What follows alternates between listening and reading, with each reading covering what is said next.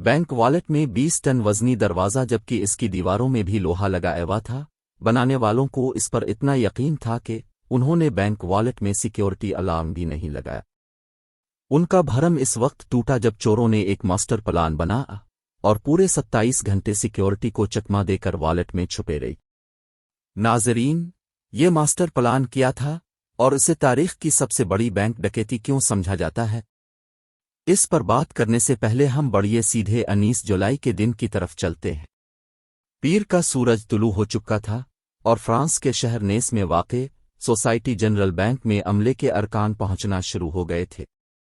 ये बैंक आज के दिन तक दुनिया का सबसे महफूज बैंक समझा जाता था। हुआ कुछ यूं कि रूटीन के मुताबिक बैंक का अमला वॉलेट खोलने गया। ये एक बहुत भारी दरवाज़ा था जिसमें इंतहाई पेचीदा ताला लगा था। उन्होंने ताला खोला लेकिन दरवाज़ा नहीं खुला। अब ये जानना ज़रूरी है कि इस दरवाजे को पहले भी कई बार मसाइल का सामना है।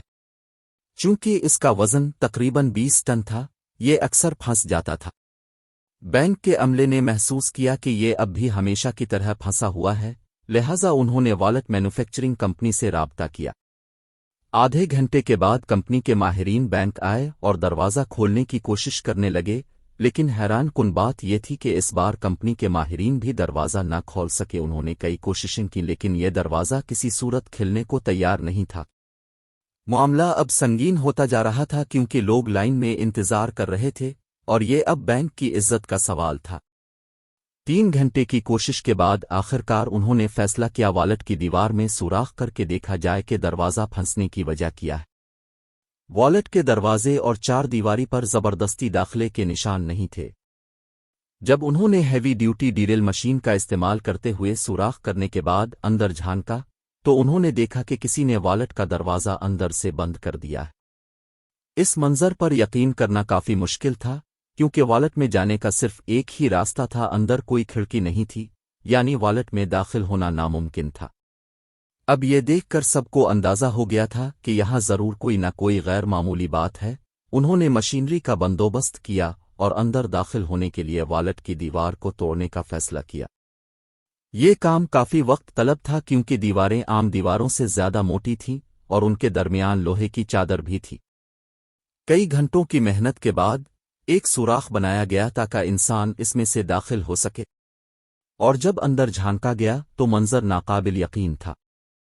बैंक की वॉलेट लूट ली गई थी और कुछ लॉकर्स टूट गए जबकि कुछ खुले रह गए। और सबसे दिलचस्प बात, वॉलेट की दीवार पर स्प्रे पेंट से अल्फाज लिखे हुए थे, बगैर असलहे के, बगैर नफरत के और बगैर तशद्दुद के। उन्होंने दरियाफ्त किया कि वॉलेट के फर्श के नीचे एक सुरंग खोदी गई थी। उस वक्त तक पुलिस पहुंच चुकी थी। डाकू वॉलेट के अंदर मौजूद 4000 सेफ डिपॉजिट बक्स में से 400 को तोड़ चुके थे। फरार होने से पहले पैसे और सोने के बिलाक्स समेत कीमती सामान ले गए। उन्होंने जो सुरंग खोदी थी वो शहर की सबसे बड़ी ज़ेर ज़मीन सेवरेज लाइन में जा रही थी। वहां पुलिस को बहुत सारे सबूत मिले जिनमें औजार और 27 गैस सिलेंडर भी शामिल थे, जिसकी मदद से डाकुओं ने वेल्डिंग की टार्च जलाई थी। यही नहीं, सेवरेज लाइन में ताज़ा हुआ के लिए वेंटिलेशन का सामान और तकरीबन 1 किलोमीटर लंबी बिजली की तार भी मिली। इस डकैती की मालियत $20 मिलियन से ज़्यादा थी। आज उसकी कीमत का तखमीना $110 मिलियन है, जो कि तकरीबन 900 करोड़ रुपए के बराबर है। ये इस सदी की सबसे बड़ी बैंक डकैती थी। खैर, ये बात अब पूरी दुनिया में फैल चुकी थी। जबकि बैंक की साख को यकीनी तौर पर नुकसान पहुंचा था, ये वाकया फ्रांसीसी पुलिस के लिए भी इंतहाई अफसोस का बाइस था। अलिफ गली कई महीनों तक पुलिस ने सख्त दबाव डाला और आसपास के लोगों को गिरफ्तार किया, बैंक के अमले से पूछ-गुछ की, लेकिन कहीं से डाकुओं का कोई सुराग न मिल सका। फिर 3 माह बाद अक्टूबर में पुलिस को अहम बरतरी हासिल हुई। डाकुओं के गिरोह का एक रुकन इसकी अपनी गर्लफ्रेंड की इत्तिला पर पकड़ा गया। पहले तो वो इसमें मुलव्वस होने से इनकार कर रहा था, लेकिन जब पुलिस ने इस पर दबाव डाला, वो बिलाखिर टूट गया और पूरे गैंग का नाम जाहिर कर दिया। पुलिस के लिए हैरान कुन बात यह थी कि ये गैंग छोटी मोटी चोरियां करने के लिए बदनाम था, लेकिन उन्होंने इतनी बड़ी बैंक डकैती की, ये बात हजम नहीं हो रही थी। इस प्लान का मास्टरमाइंड दरअसल कोई और था। तफ्तीश के दौरान गैंग के अरकान ने पुलिस को एक फर्द का नाम फराहम किया जो उनके मुताबिक डकैती के पीछे मास्टरमाइंड था। البرٹ سپاگیاری نامی یہ شخص دراصل فوٹوگرافر تھا۔ جب پولیس نے اسے گرفتار کیا تو وہ کہیں سے مجرم نہیں لگ رہا تھا، سادہ لباس، سادہ طرز زندگی اور شہر کے ایک عام گھر میں رہتا تھا۔ جب اس کے پڑوسیوں سے پوچھا گیا، سب نے کہا کہ البرٹ ایک سادہ فوٹوگرافر ہے جو ہمیشہ اپنے کام کا خیال رکھتا ہے، لیکن پولیس البرٹ سپاگیاری کے بارے میں جو سوچ رہی تھی وہ اس سے بالکل مختلف تھا۔ اس نے فوری طور پر پولیس کے سامنے اعتراف کیا کہ وہ بینک ڈکیتی کا ماسٹر مائنڈ ہے۔ یہ مقدمہ پولیس کے لیے تقریباً بند ہو چکا تھا، لیکن یہ صرف شروعات تھی۔ البرٹ کے مطابق اس نے پہلے اسی بینک میں لا کر لیا اور والٹ میں جانے کے بہانے تمام چیزوں کی تصاویر کھینچتا تھا۔ اس نے سب سے پہلے اپنے لاکر میں الارم گھڑی رکھی، رات کے وقت کے لیے الارم لگا دیا۔ جب الارم بج گیا اور کوئی سیکیورٹی الارم نہیں بجا تو وہ سمجھ گیا کہ والٹ میں کوئی حفاظتی نظام نصب نہیں ہے۔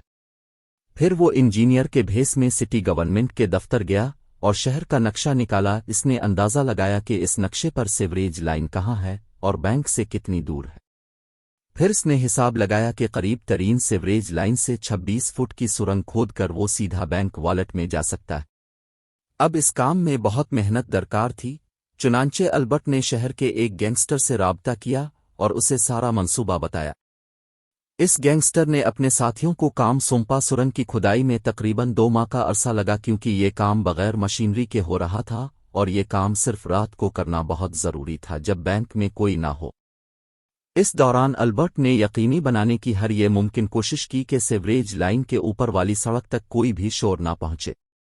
پھر 18 جولائی کو ہفتہ اور اتوار کی درمیانی رات وہ آخر کار والٹ میں داخل ہوئے۔ اگلے 27 گھنٹوں تک انہوں نے سکون سے ڈکیتی کو انجام دیا، جس کے دوران انہوں نے وہاں دوپہر اور رات کا کھانا بھی کھایا اور جاتے جاتے وہ مشہور الفاظ لکھ ڈالے۔ پولیس نے البرٹ کو عدالت میں پیش کیا، جہاں اس نے جج کے سامنے اپنے جرم کا اعتراف بھی کیا۔ دوران تفتیش اس نے اپنے منصوبے کے ثبوت لکھے تھے اور لوٹی ہوئی رقم کی تفصیلات کاغذ پر ایک کوڈ ورڈ میں۔ اس نے کہا کہ یہ ثبوت وہ جج کو ہی دے گا اور صرف جج ہی اس کوڈ ورڈ کو پڑھے گا۔ اس کام کے لیے جج نے البرٹ کو اپنے چیمبر میں بلایا۔ البرٹ نے وہ کاغذ جج کے حوالے کیا جس میں شہر کا نقشہ تھا۔ جس طرح جج نقشے کو سمجھنے لگا تھا، البرٹ فوراً کمرے کی کھڑکی سے باہر کود گیا۔ کمرہ پہلی منزل پر تھا اور اس کے نیچے ایک کار کھڑی تھی۔ البرٹ گاڑی کی چھت پر گرا اور فوراً کھڑا ہو گیا اور ایک موٹر سائیکل پر بیٹھ کر فرار ہو گیا جو پہلے ہی اس کا انتظار کر رہی تھی۔ پولیس کی انتھک کوششوں کے باوجود وہ اسے پکڑ نہ سکے۔ کئی سالوں کے بعد اس کا انٹرویو اٹلی کے ایک ٹی وی شو میں نشر ہوا، جس میں اس نے بتایا کہ مجھے 12 سال کی عمر سے خزانوں میں گہری دلچسپی تھی اور میں نے اس ڈکیتی کے ذریعے یہ شوق پورا کیا۔ ایسا لگتا تھا کہ وہ اس انٹرویو کے ذریعے فرانسیسی پولیس کو چھیڑ رہا ہے۔ اس کے بعد البرٹ کہاں چلا گیا، یہ معمہ آج تک حل نہیں ہو سکا۔ البرٹ سپاگیاری کا انتقال 1989 میں ہوا۔ اس کی ماں نے بتایا کہ البرٹ کی لاش اس کے گھر کے باہر چھوڑ دی گئی تھی۔ مجھے امید ہے کہ آپ اس ویڈیو کو پسند اور شیئر کریں گے۔ آپ کے مہربان تبصروں کے لیے آپ کا بہت شکریہ۔